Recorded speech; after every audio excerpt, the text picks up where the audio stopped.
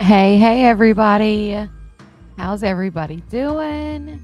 Welcome to True Crime Tuesday with your host, me, Feminine and Fierce. I hope everybody's had a great day. Thanks for joining me. As you guys know, true crime is one of my, I guess, hobbies slash obsessions, as they call them. Hey. Hopefully everything's running better. Um, I'm trying out some new stuff. I am not hooked to Ethernet right now, but I think we're gonna be good. That's the only difference is um, I'm not able to hook to Ethernet, but I think we'll be good. Hey. All right, so you guys know how we always start this out. If you're on Facebook, make sure that you come on over to YouTube. All you have to do is go out of the live that you're currently in, scroll up to the top of the page, and click that link. You can come on over, join us. Enter at your own risk. You sound good? Awesome. Enter at your own risk. If you see anyone you like or something you don't like, block them. Also, this is True Crime Tuesday, so I always say trigger warning because I believe anytime you're talking about true crime cases, especially that involve someone who may have lost their lives or multiple people who have lost their lives, that's a trigger warning. Also, I know, Layla. Um, Also, no spoilers. So if you're familiar with the case, please do not put details in the chat because not everybody's familiar. Um, and we don't want to ruin it for anybody. So, but you guys know how we start. So I always leave this up while I always leave Facebook up while we're playing the game so you guys can join along. And then after this, that's when I will say bye to Facebook. All right. So we have 1, 2, 3, 4, and 5. We have to match. And the theme here is it looks like everybody is hurt. Everybody had to go to the hospital before they went to the jail. That's what it looks like. So we have to match 1, 2, 3, 4, and 5 to the what they got arrested for. We've got possession of a substance, child cruelty, aggravated assault on a Leo, domestic battery, and driving under the influence. I feel like all of them could be driving under the influence just because they all look like they're hurt in some way. Um, but you guys let me know. I'm just going to pick as I see. And remember your answers because sometimes I don't always pick the right person. And so just so you'll know, I had to grab my snacks, made homemade beef jerky today. Caught a true crime live. Always have to watch the replay. Hey, Amy. So, what do we think? Who got possession? Who had child cruelty? Who assaulted a Leo, domestic battery, and who's DUI? What do we think? What do we think? The guy with the head cracked. Maybe he's domestic battery. Hopefully, I hope number 3 got arrested for child cruelty, and that's what the parents did. Number 4 is driving under the influence. I'll take it. Hopefully, number 3 is the aftermath of the parents after he committed the child cruelty, but I'm sure we can't get that lucky. Child cruelty number 1. All right, what do we got 3 left and 3 more people left. So what do we think? What do we think? Hey. Possession, assault on a for DUI. I put him in the wrong one. My bad. I had him at the wrong one. My bad. Number DUI is 4. So, okay, what do we think number 2 did? What do we think the guy number 2 did with the arm sling? Right? The guy with the sling, what do we think? Ooh, yeah, I messed it up. Also, number 3 could be who he might be. That aftermath on his head might be from, I know the lineup is suspect. Number 3 might have domestic violence. Okay, number 3 might have got beat up by the law officer. Domestic battery is okay. So all we got left is possession and assault on a Leo. Who do we got? Who do we got? I feel like 5 is you think 5 is DV? I feel like 5 is probably you think 2 is possession? Okay, let's do it that way. I think 5 might be the possession, but let's see. 2 out of 5. Oops, we got child cruelty and we got possession right. All right. So this guy was driving under the influence. That's what got his head messed up. Ooh, the guy in the neck braces who assaulted the Leo And this guy, domestic battery. So we got 2 out of 5, guys, 2 out of 5. All right. They all have name brand clothes on. But what did they do? They all have name brand clothes, but what did they do, y'all? We got 1, 2, 3, 4, and 5. We've got tampering with evidence, misuse of the 911 system, retail theft, domestic assault, and contempt of court. This is a hard one. I feel like this is a hard one. I feel like 2, maybe contempt of court. He's got his nice glasses on, trying to look sophisticated. I feel like maybe he was in court that day. What do y'all think? Number 5, aggravated assault is killing me. All right. Hey, hey. Yes, Nikki, did we get them all right the other night? Yeah, I think we did. Last true crime we did, we got 5 out of 5. Retail is number 1. All right, retail number 1. I'm gonna do contempt of court for 2, I think, because he looks like he's the only one that looks halfway decent to go to court, I feel like. Oh, number 1, contempt. 911 is 5. All right, 911 is 5. Somebody already said retail theft for 1. But remember you said that because you might be right. You think 2's retail theft. Number 1 beats women and number 2 missed court.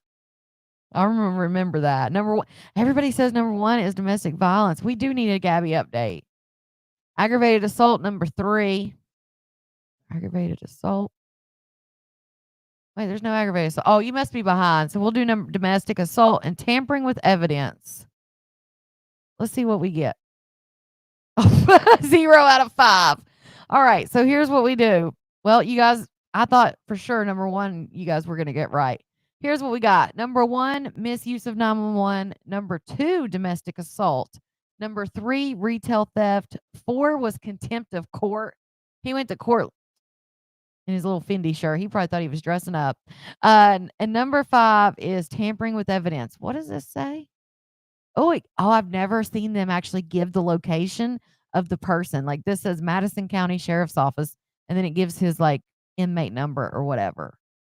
I've never seen them do that before. Because some of them, especially the ones where it's like they used a pickle in their thing or whatever, I'm always like, I would love to be able to figure out what what exactly crime they did with a pickle, so I haven't seen that. Number 2, look, right? I thought number 2 was the one who left for court. I thought he was court. All right, Facebook, that's where we end Facebook. So I will see you later. Maybe I'm not sure yet. But if not, I will see you Thursday for another episode of True Crime. But until then, goodbye. All right. There we go. All right. I hate to see so many of these cases. And this lady, and this is this case right here, I just cannot. It's one thing for a kid, but this lady, kid and a dog. Mom facing charges after her 3-year-old daughter and family dog found unalived on floor of hot car.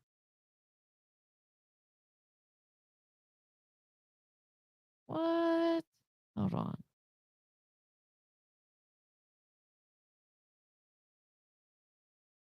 That's crazy. I just heard that, I know it's true crime, but I just heard that Gabe and Dukiana are on MTV's Caught in the Act Double Life. I wonder what that is. I'm gonna have to check that out.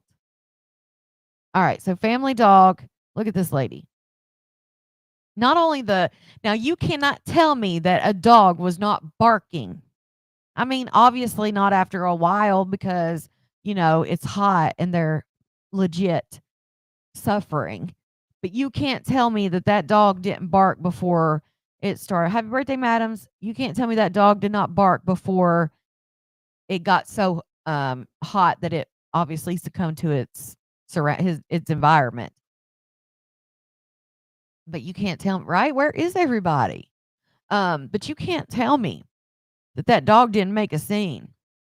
A Pennsylvania mom is facing charges after her 3-year-old daughter and pet dog were both found unalived inside of a car a hot car over the weekend in Maine. I don't know why she's a Pennsylvania mom, but she was in Maine.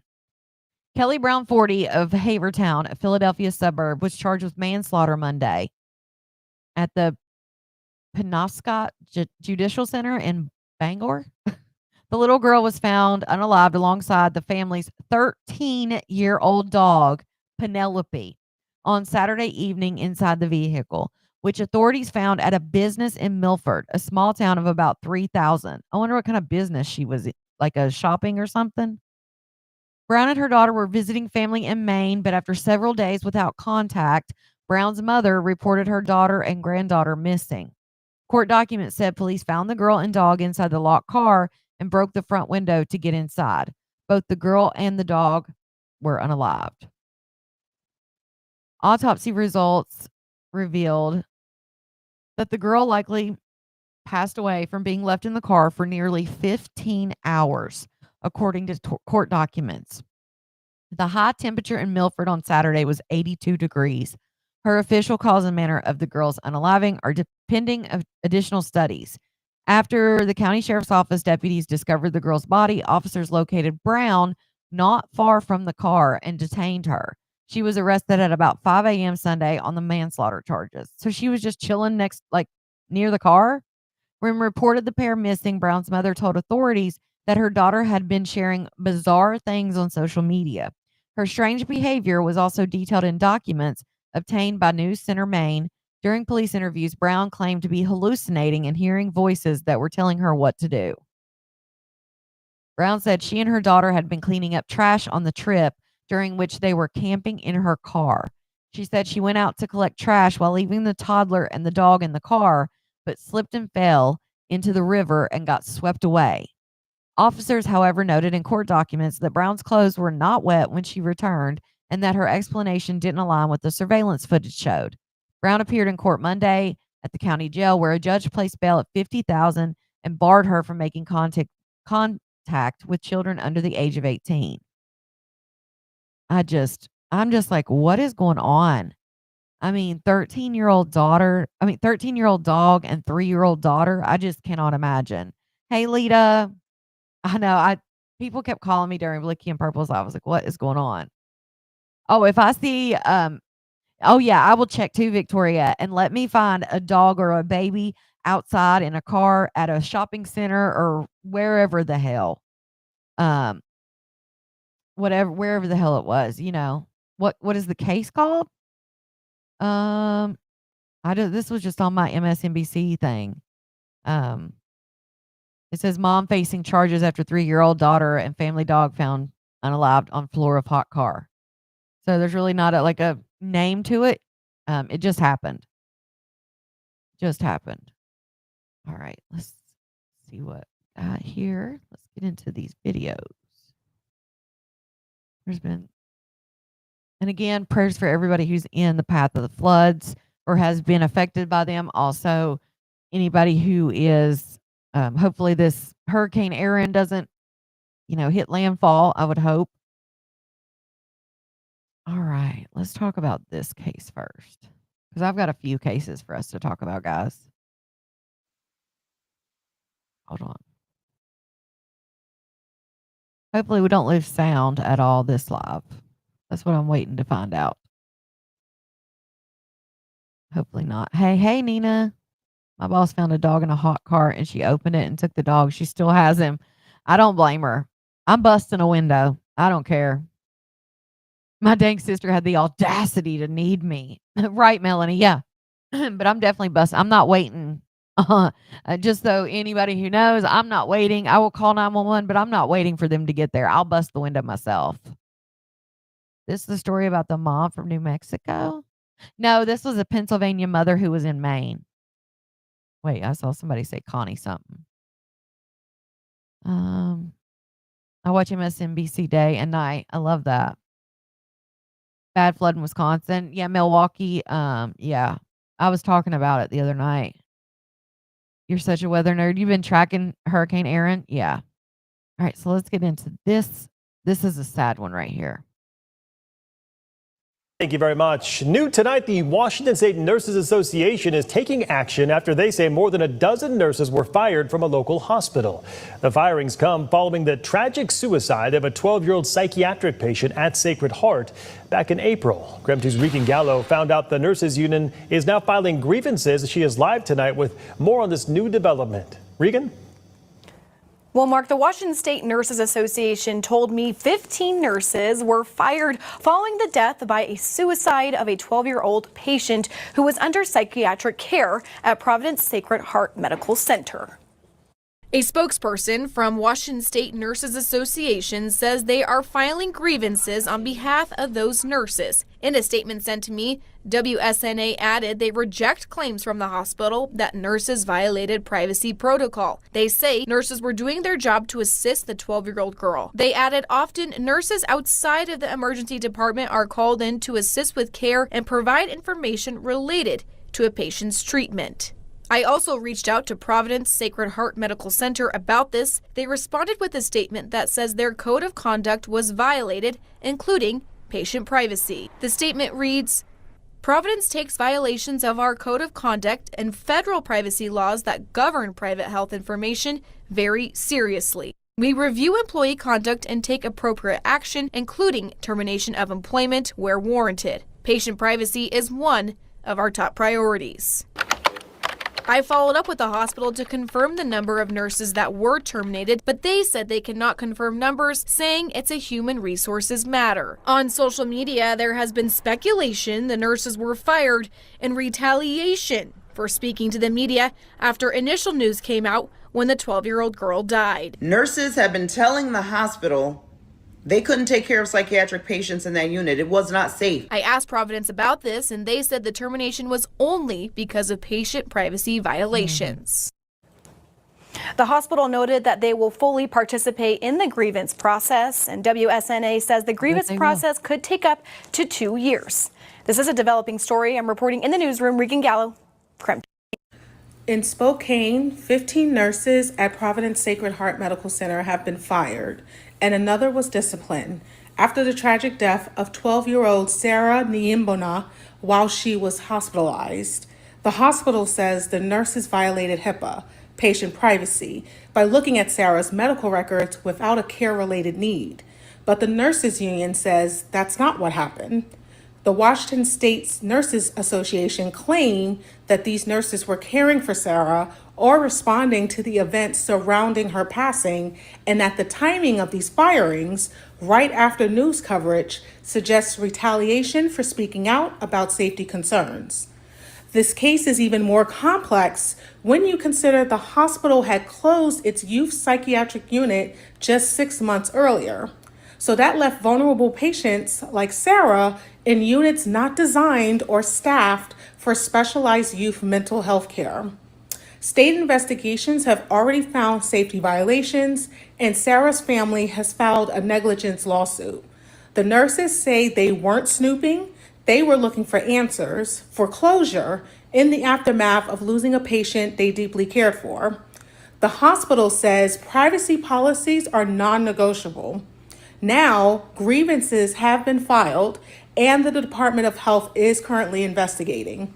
So this is not about blaming nurses or excusing policy breaches. It's about asking the bigger question. When a system fails, who pays the price?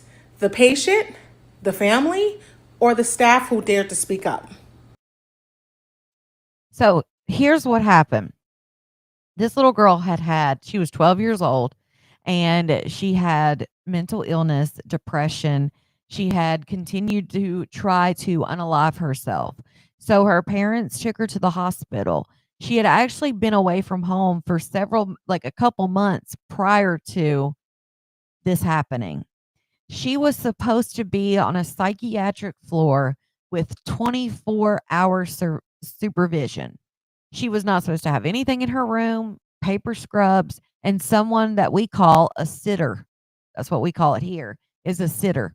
And that sitter is supposed to sit in a chair in their room 24/7. I mean, obviously they shift, 12-hour shifts or whatever. If the sitter has to go to the bathroom, has to take a lunch break, anything like that, a nurse, CNA, somebody has to come in and relieve them, and they should never be left alone. This 12-year-old little girl was able to leave her room, travel the hospital, get into a parking garage, trigger warning, and jump from a parking garage at the hospital. And that is how she succeeded in unaliving herself. So what happened was when the nurses because the nurses had told the hospital about the safety. First of all, they had shut down their pediatric psychiatric unit, meaning they had no unit nor business taking on pediatric mental illness psychiatric patients. They shouldn't have been taking them because they shut down the unit and they didn't have enough nurses or enough staff to properly give her that 24-hour supervision clearly. So some nurses had spoke out about the fact that they are not equipped, they're not the right floor, they're not just her, but other patients. They had spoke out prior to this happening saying it's not safe.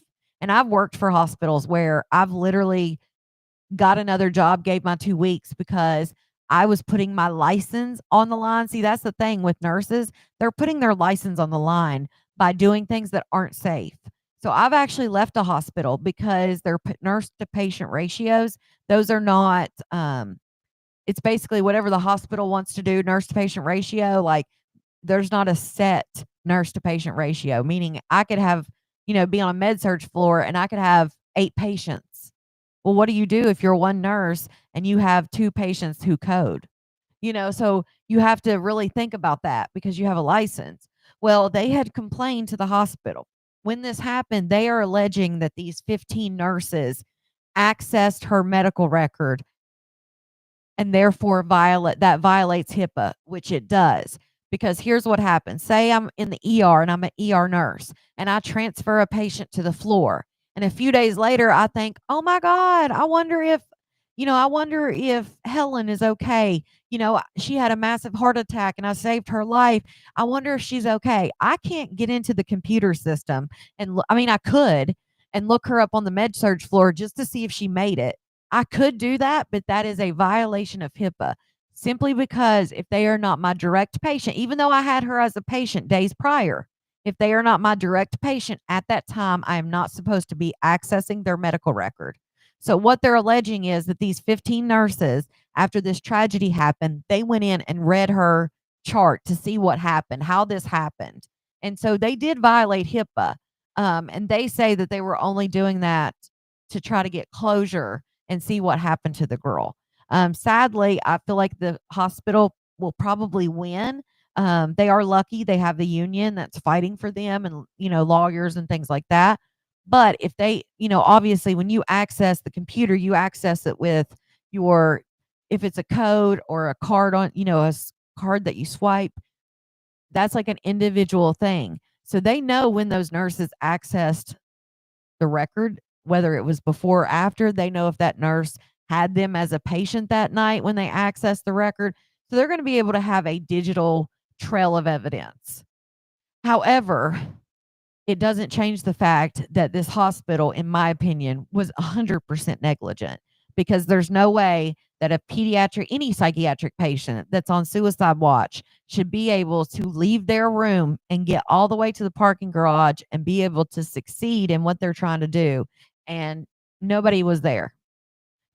Whether she's a child or not, hey, Lakita, whether she's, an adult or a minor, that should have never happened. Period.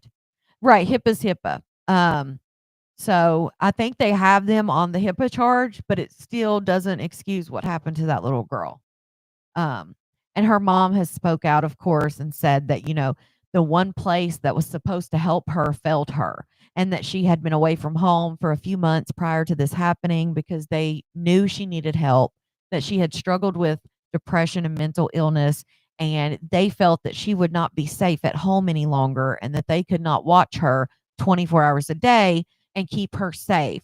So what did they do? They put her in inpatient. And you know how hard that would be for a parent to realize, like, I can't keep my child safe in my home, so I have to put them into a facility where they can monitor them 24/7.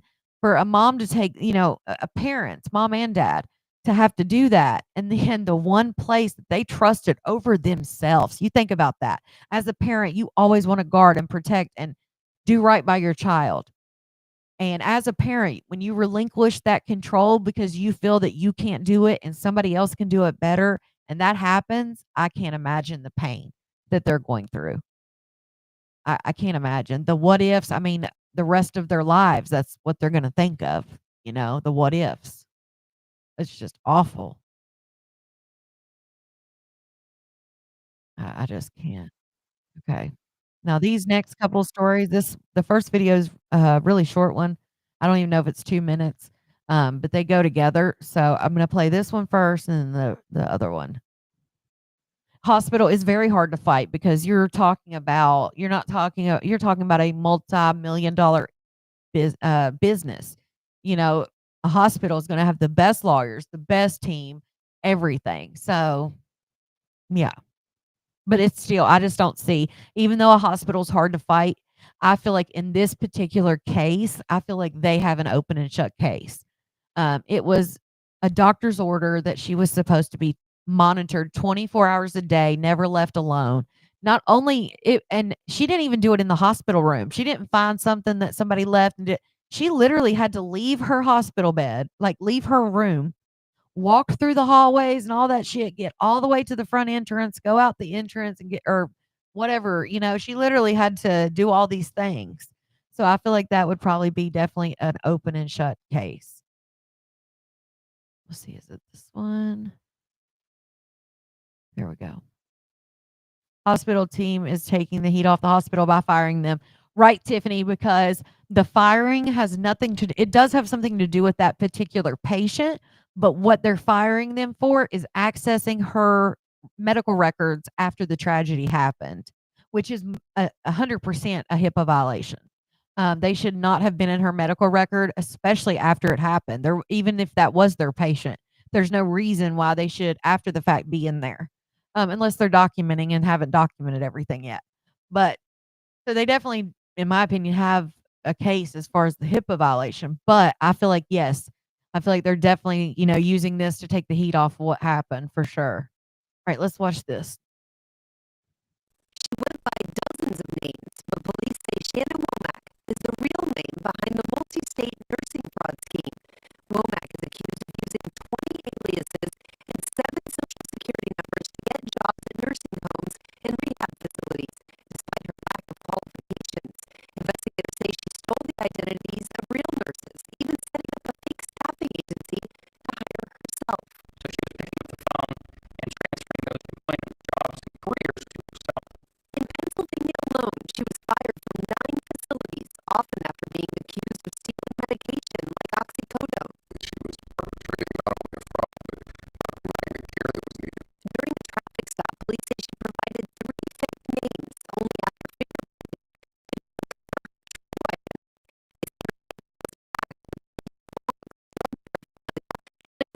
Okay, hold on. Hold on. Let's see here. Let me get my sound out here. I wonder why it's choppy. Hold up, swallow up. I ordered that other piece to come in, so hopefully it'll come in soon, and then I can hook back to the Ethernet. Because right now I'm just on the Wi-Fi.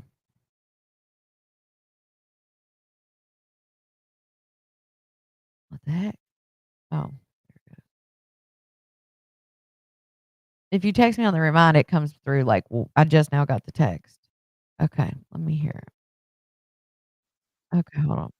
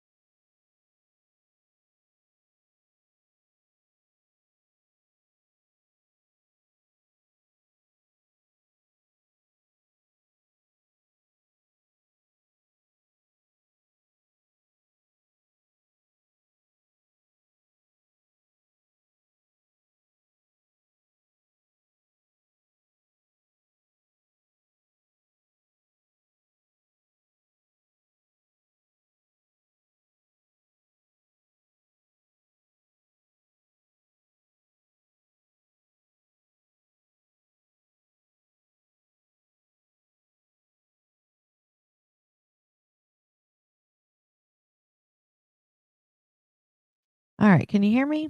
You should be able to hear me now. So let's see if it's going to work. Man, what the heck? All right. Let's see if it's going to work now. What the heck? Hmm.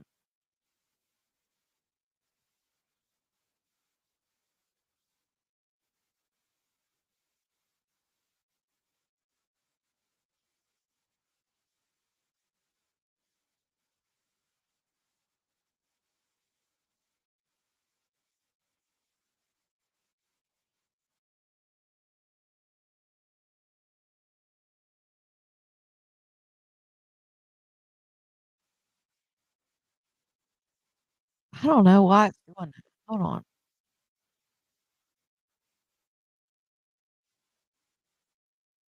Oh my goodness.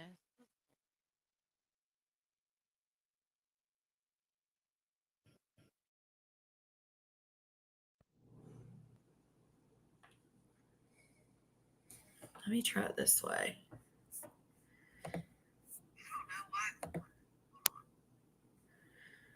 Let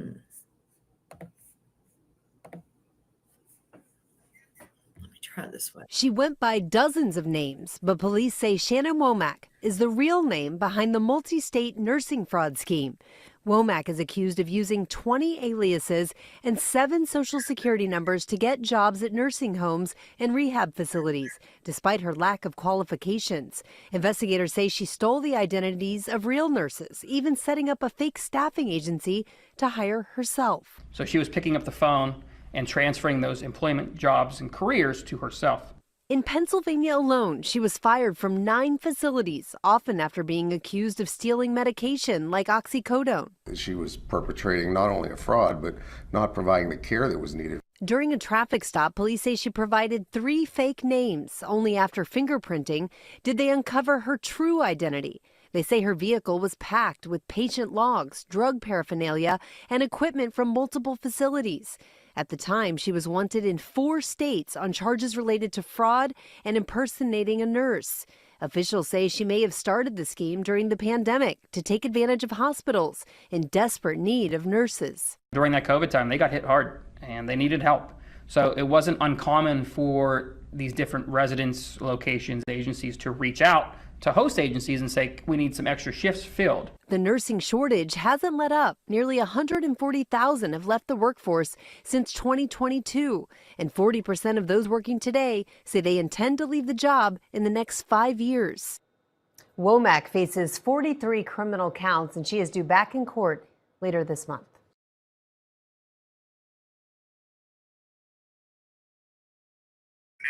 Melanie, it's working now. Let me know if you guys can hear me now. Because I think it might be my audio mixer. Because I have no mic or nothing. Let me know how I sound, because usually I have a mic. So let me know. Let me hear myself.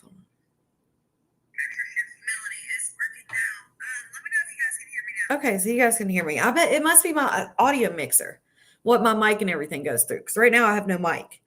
All right, so let's get on. As long as it plays the video, that's what I care about. Huh. So I guess I need a new audio mixer. Ain't that a bitch? Yeah, I'm not using any. I have my audio mixer off. I have my microphone off. I have everything off except for just my computer. So we're just going to have to do it this way. Yeah, FBI, that's what I'm saying. Like, damn, not the mixer. All right, so let's get into this case here. Since we heard that one, you might hear and everything a little bit more, since I'm actually on just the computer mic.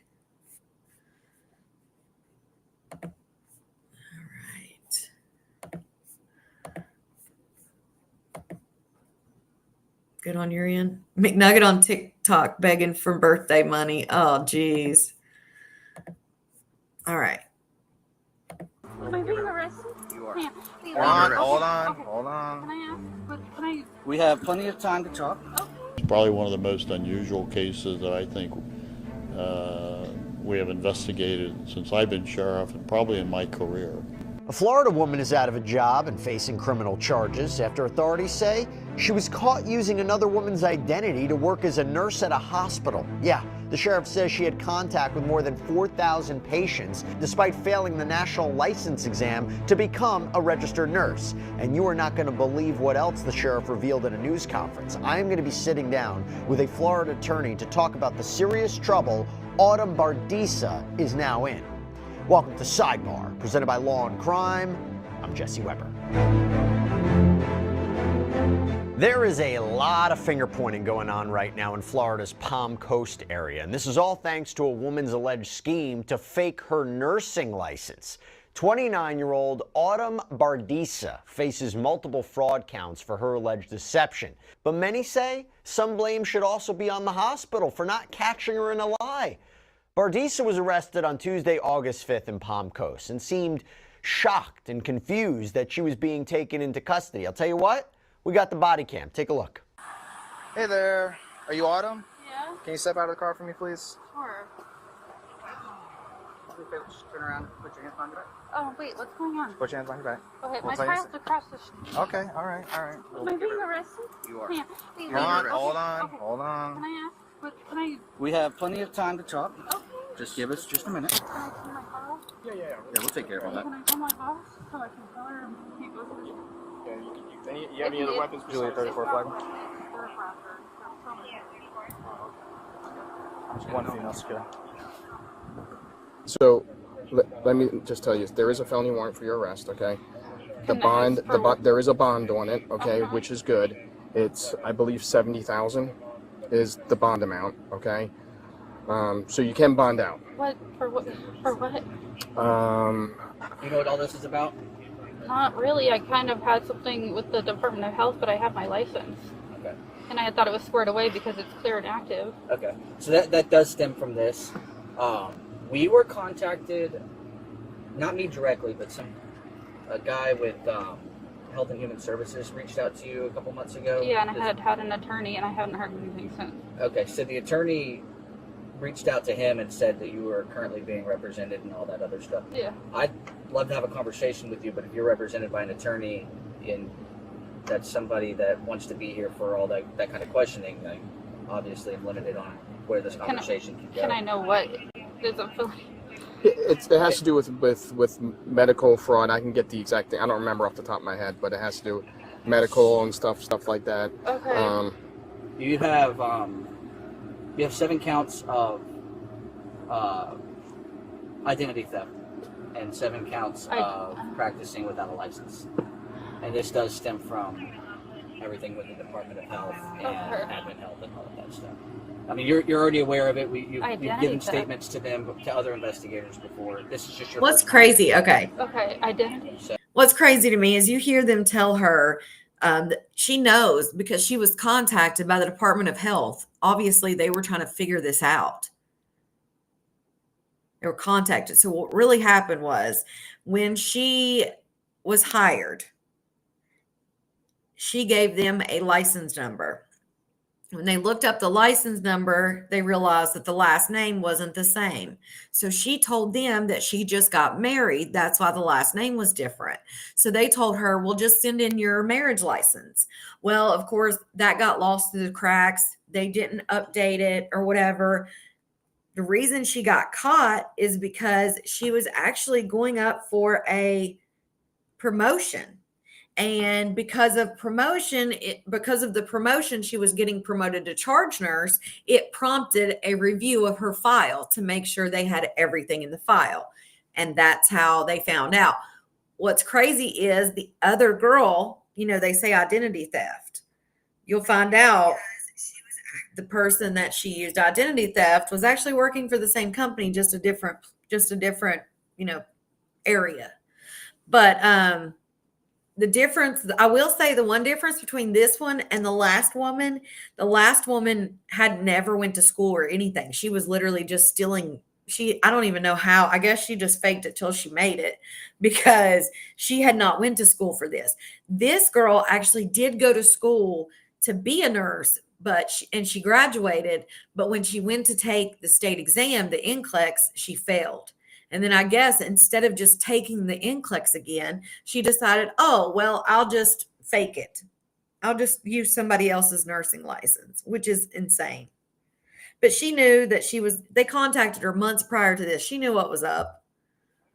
So, no, I've been with the other guys whenever they're doing their investigation, but I was not face to face with you for those. Okay.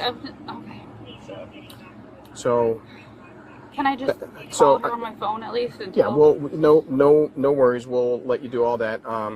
Now, we can't just take the handcuffs off you because, I mean, I know you're saying you're not going to fight, but I mean, you've seen TV, you watch the movies, like you see. I've never had an arrest record. I've never done anything. I'm not saying you have, okay? But we just don't want to. We don't want it to escalate to some place that we put it. Because we take the handcuffs off you. But what we can do is get the person who's watching your child, and if you want to tell them what's going on, you certainly can. I mean, or if you want us to tell them. Can I call them? Can you just take them off so I can call her on the phone at least? Yeah, that's fine. Okay.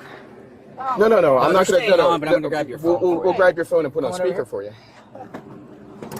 Yeah, we'll grab your phone and put it on speaker. No, the point is that I'm not saying you're going to do anything. We take the handcuffs off that gives you it puts it there. Okay. Okay. It's not. It's 0411. And can you go to recent calls? And then, yeah. Okay. Yeah. Turn it up for you.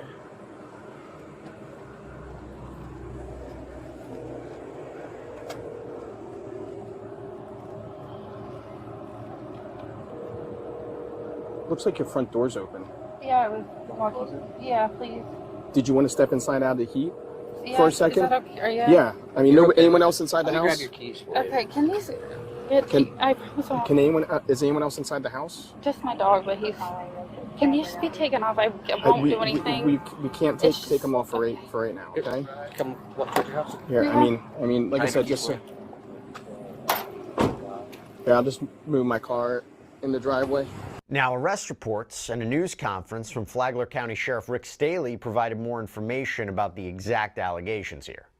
We believe that there were over 4,400 patients that she was in one manner or another that was involved in care at Advent Health Palm Coast, which is our newest hospital in Flagler County. So here's now the question. How is this possible? How could a person con themselves into a job where they're going to interact with thousands of people, potentially hold those people's lives in their hands? Well, according to Sheriff Staley, Bardisa graduated from Rasmussen University in March of 2022.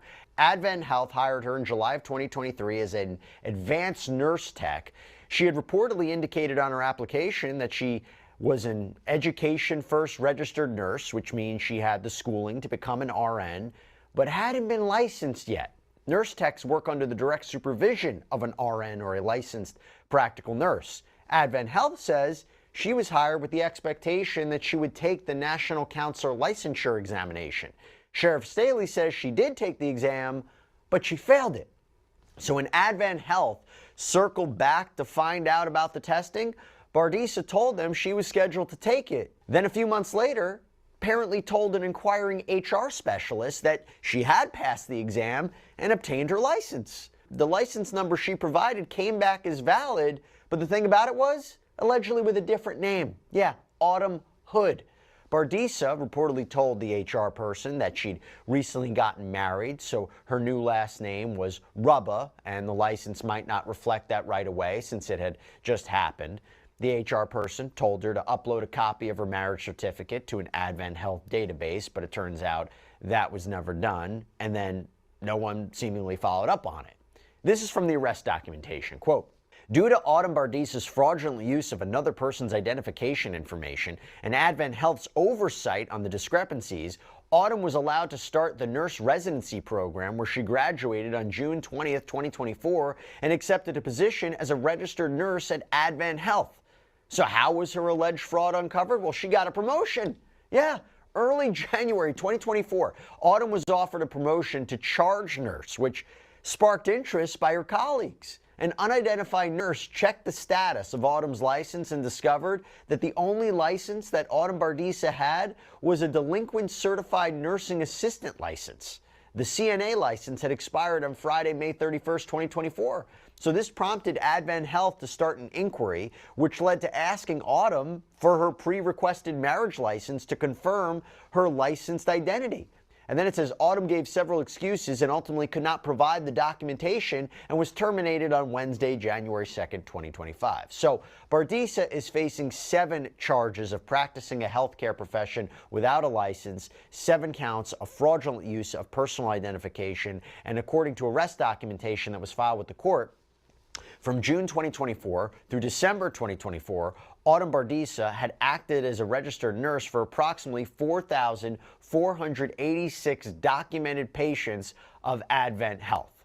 So we wanted to do a check on Bardisa's criminal history. So we turned to the powerful background checker, Truthfinder, that we use all the time. And all we had to do was enter Autumn Bardisa's name and the state that she lives in, and it immediately returned information about her. And I'll tell you what, we were able to confirm through court records that Bardisa has been cited multiple times for driving offenses, including speeding and careless driving. Nothing connected to fraud, though. By the way, as far as I understand at the time of this recording, there is no outcry witness, right? No specific person who came forward to say they were a victim, to get, an investigation going. Does that make a difference in how she's charged or how the case moves forward? Not with the charges that she's been charged with. For instance, the misusing of the information is more or less that you look at, depending on the count, whether it's first degree, second degree, or third degree, whether, how many victims. In this case, there's really only one victim that she stole their personal information, and then how much financial gain that she got. Now, if you look up the average nurse RN in Florida makes about $80,000. She was doing this for 7 months. So, we're under what would be first degree of $50,000, and we're in between, and there's mandatory minimums for that. Now I don't know if because clearly she had a lot of the cases, because I looked up a few of these cases. There was the one I showed you earlier. There was one 2 years ago. There was one lady who actually worked for Tyson as a nurse, and her husband was the manager there. It was like a factory. She actually faked being an LPN for 15 years. A lot of these people just fake it. They don't have any education. What bothers me, well, it all bothers me, but what's wild to me, what blows my mind is that she had the education. And I understand that NCLEX is hard. I was going to say Netflix. The NCLEX is hard, and I get that. But if you just had to take it one more time or 2 more times, I know people have taken it multiple times, but I just don't understand how she thought that this was a better idea than just taking the NCLEX. It was going to catch up with her one day, but I feel like maybe everybody in her life knew that she was going to take the NCLEX, and she was just scared to say she failed, and she already had this job as an advanced tech, and the job was, they had told her when she passed the NCLEX and all this. So I don't know if that's why. I mean, I knew people that had jobs like that. They just went to the hospital and said, "Hey, I didn't pass. We're going to have to, I take it again in 6 weeks or whatever." It's just crazy that she had the education and still faked just the NCLEX part. Now, with the practicing medicine, it's not really necessarily, like he said, you could do 4,000 because there's 4,000 alleged victims. But I think what they did is once you get, it just gets ridiculous. Doing the 7 was probably a good approach. Now, Sheriff Staley mentioned that it took quite a while to get all the information they needed because of pushbacks and delays on the part of Advent Health, but he made sure that people knew that the sheriff's office didn't have any of the victims' actual medical records. Take a listen. Oh, and get this, both Autumns worked for Advent Health. The other woman worked at a hospital in a different part of the state. Now, Alexis, one would think that Advent Health Systems would catch that 2 different people were using the same license number. This, at the very least, is a wake-up call to them. Well, I think it goes beyond. I think, in my opinion, it's complete negligence on their part. That, yes, you're right. She was in their system. The real Autumn was in their system already, so that should have raised red flags. But just I do want to say that no one was hurt in her care. They have not been able, they haven't found any like med errors. They have not, no one came forward. So this wasn't a case where there was a victim that passed away or she made some fatal error or anything like that. She was only caught, she only did it for 7 months. So that may be, she just hadn't ran into it. And again, she did have the education. So she had done clinicals and she had done all the hours and all the things that we have to do before taking that state licensing. So she had all the education. So she didn't have any patients that got hurt or anything. She only got caught because they looked into it further when she was getting ready to, because she was going to get a promotion to charge nurse. I didn't know about the fact that her colleagues is who looked her up with her maiden name. They must have found out her maiden name, you know, well, her actual real name. She had said she got married is why the name change. It sounds like maybe they were questioning, like, how the hell is she getting a charge nurse position after 7 months of just getting out of school? And so they looked her up or whatever. But yeah, so no victims had come forward and still haven't. They just alleged that she, because she worked on a unit at a hospital, they just average out that she probably was in contact in 7 months with about 4,000 patients. So yeah, she did not hurt anyone, make any mistakes that they know of or anything like that. Just the follow-up or the whole process, in my opinion, they were negligent. But yeah, I mean, I honestly, I disagree with the sheriff, though. I don't know how uncommon. I think because we have the 2 Autumns, because in Miami, you hear about, you know, people practicing medicine without a license on the regular. Oh, yeah, that's a thing? Oh, boy. Maybe we got to dedicate another sidebar to that. All right, well, I'll tell you what, when we stick with Bardisa, though, for a second, more of her alleged misconduct was detailed in court documents. So the chief nursing officer for Advent Health was tasked with doing an investigation and uncovered that she'd allegedly given drugs to fellow employees, including the weight loss drug Ozempic. Quote, her statement further mentioned that an unidentified employee came forward stating that they had purchased prescription medication from Autumn Bardisa, which was identified as semaglutide, commonly referred to as Ozempic. I didn't know this. The same unidentified employee stated that Autumn Bardisa had previously administered a birth control injection to a second unidentified employee. It had not been identified by Advent Health where the prescriptions were filled. As if the allegations couldn't get worse, Alexis. What do you make about this? Well, so they... And by the way, why no drug charges? Why no drug charges either? Well, that's a good question. But I mean, more important, so at sometime during this, she did have her certified nursing assistant certificate license. I think it expired right before she, the year before. So I'm not sure in time when all that happened. But as a certified nursing assistant, you're not allowed to inject medicine. So the injection is a problem under that license. So that would go towards what we were talking about. Was she doing stuff that was something that an RN could do, opposed to someone that did not have an RN license? So you're not allowed to dispense. She wouldn't be allowed to prescribe medication, and nor would she be allowed to inject anybody with a medication. So that's a problem. And those, even though they're being marked now as unidentified, I'm pretty sure that it's going to come out who those are. It sounds almost what you were saying, Jesse, that this person who came forward was a little unhappy about them maybe getting promoted and the other person not, and went on a deep dive to find out, what was about this person. That is definitely a possibility. And I'm sure people will have a lot of more questions for Advent Health, right? So multiple media outlets, they reached out to Advent Health about these allegations about what happened here. Hospital responded, "We do not comment on private personnel matters or pending legal matters. All inquiries should be directed to the Flagler County Sheriff's Office." Now, Bardisa was given a $5,000 bond for each charge, so that's $70,000 total. And as of this recording on Friday, August 8th, Flagler County inmate information shows she has not been released. An arraignment is scheduled for September 2nd. This is after the Labor Day holiday weekend, and we will continue to see what happens next. All right, so thank you for coming. This is about the arrest of a lady that was practicing being a registered nurse without a license. We believe that there are over 4,400 patients that she was in one manner or another that was involved in care at Advent Health Palm Coast, which is our newest hospital in Flagler County. Autumn Bardisa, as we understand it, graduated from Rasmussen University in March 2022. She then took a state/federal licensing exam and failed.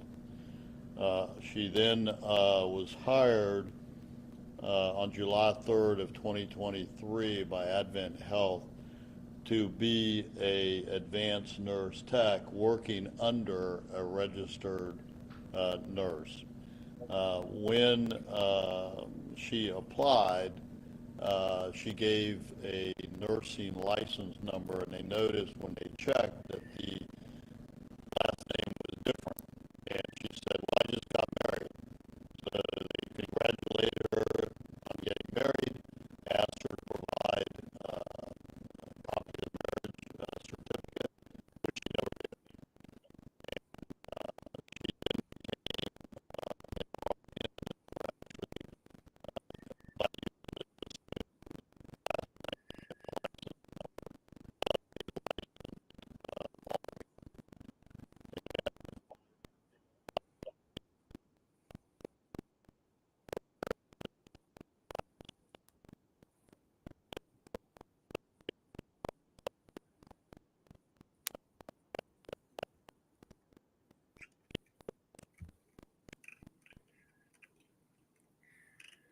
Okay. What the hell? Well, I guess it ain't the fucking mixer. I don't know.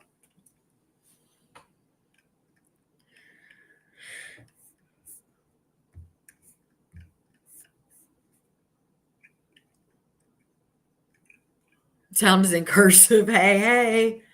It's hard for them to accept the fact that I'm certified board qualified. See, I don't know, which I'm obviously not in your position. And I've never treated anyone like that, but we have a lot of nurses and even doctors here. So I don't know. But yeah, that was just the press conference. And he was just saying, basically what they had said also, that how she got hired and how everything went down. Right, Dawn? Like, what the fuck? It is storming really bad here. But still, that's crazy. I'm not a patient person, so I get it storming, but it should not be that way. I pay too much money, Won't be surprised if Andy's pick winds up there one day. Oh, Lord. Well, I hope he's smart enough, which shit, these people seem to not be smart enough. But yeah, Hood Billy, that was my question is, I have so many more questions because the woman literally had the education. She failed the NCLEX, and I get it. It's hard. You can't, it is so rough. It's literally they walk around, you're in this little room, you got a headset on, you can't freaking move, look at your phone, do nothing, or they'll tell you have to come take it again. And it's a range of questions, between this number and this number, which it's changed since I took it, because I took it 10 years ago. But I think back then it was you could get between 75 and I think it was 200 and some questions. I only ended up getting 93 questions, so I was happy as hell. And I knew when I got 93 questions that my audio, I'm choppy. My sound's good on my end.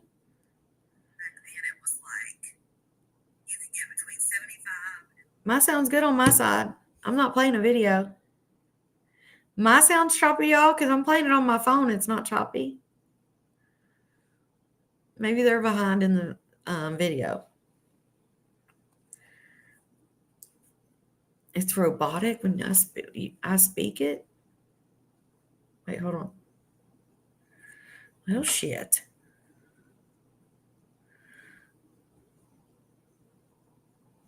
Okay, I'm good. That's what I was going to say. Mine's good on my end. Shit. Melanie, you must be behind on the video. These people that are saying it's choppy must be behind.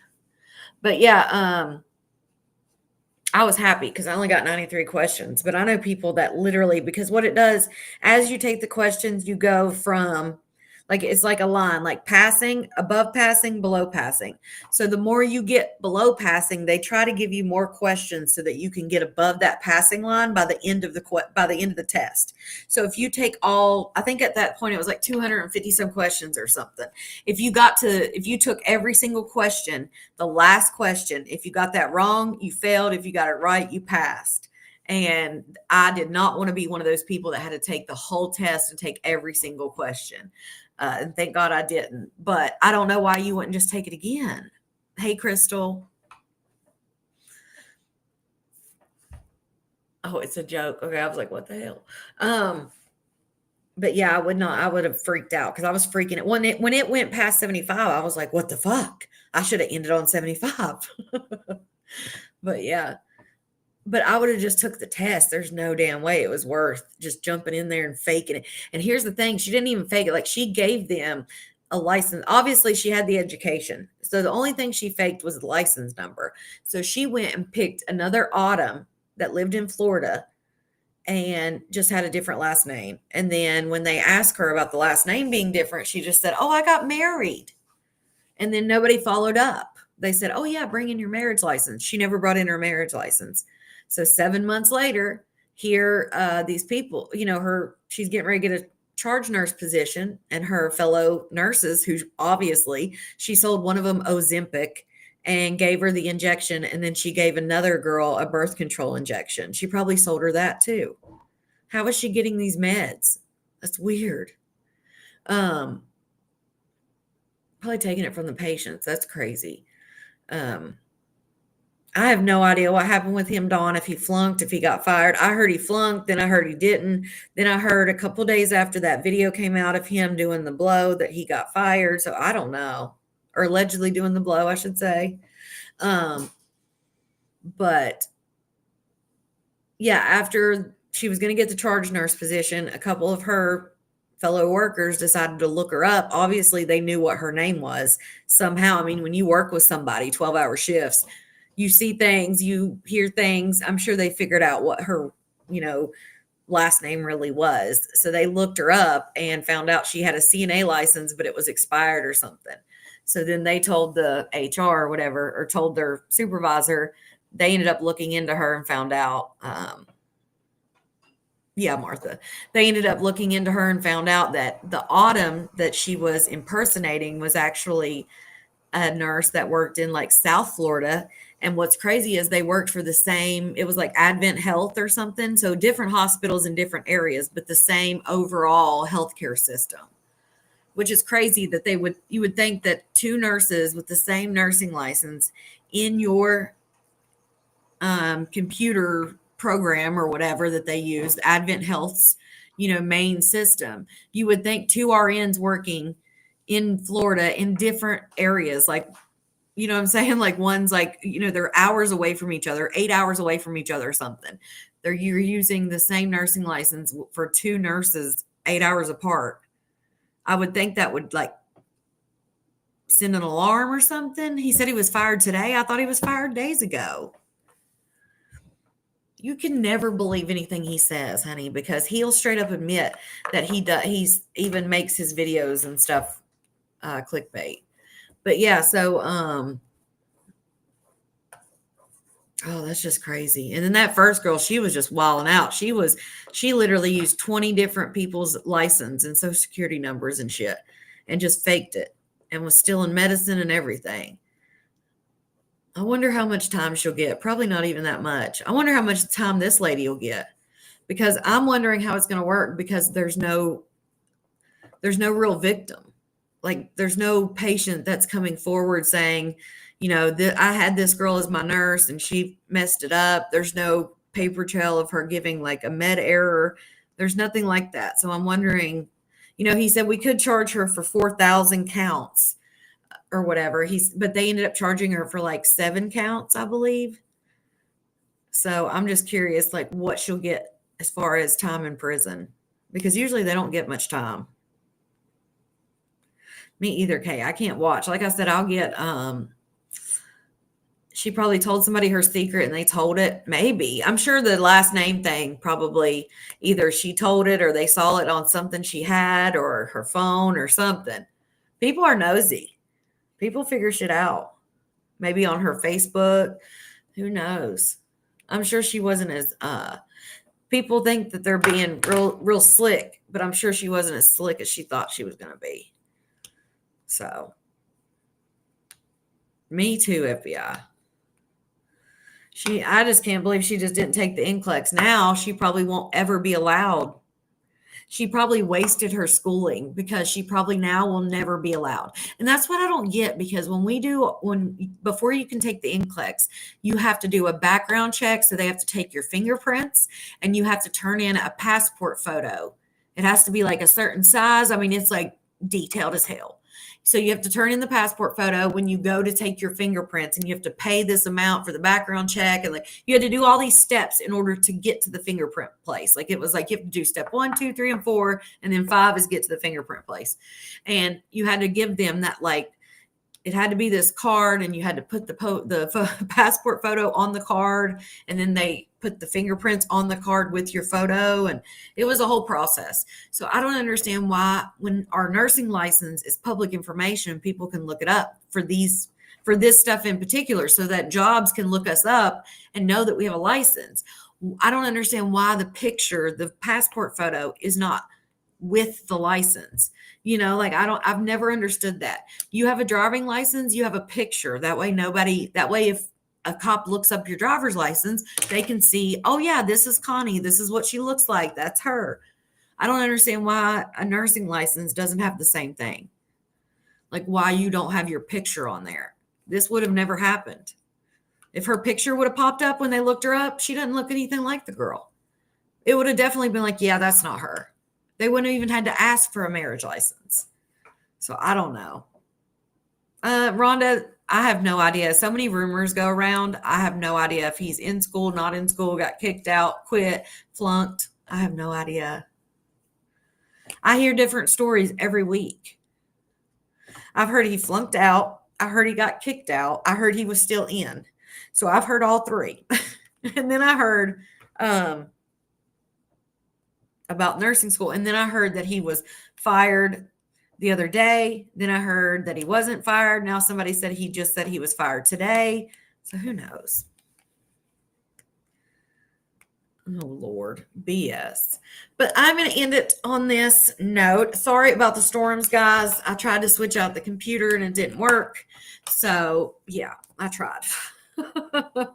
I turned off the audio mixer.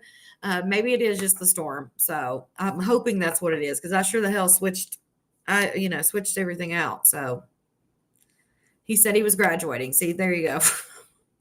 But I'm going to end this episode of True Crime. If you're watching the replay, #replay. Thank you guys so much for joining me. We did have like a little bit of a healthcare themed thing going. Yeah, Jennifer, exactly. He does clickbait too much. He said he got fired because his friend called where he works and reported him for stealing stuff. Yeah, I showed those comments that the friend allegedly left. But yeah, so thank you guys so much for joining True Crime Tuesday. Join me again Thursday at 9 p.m.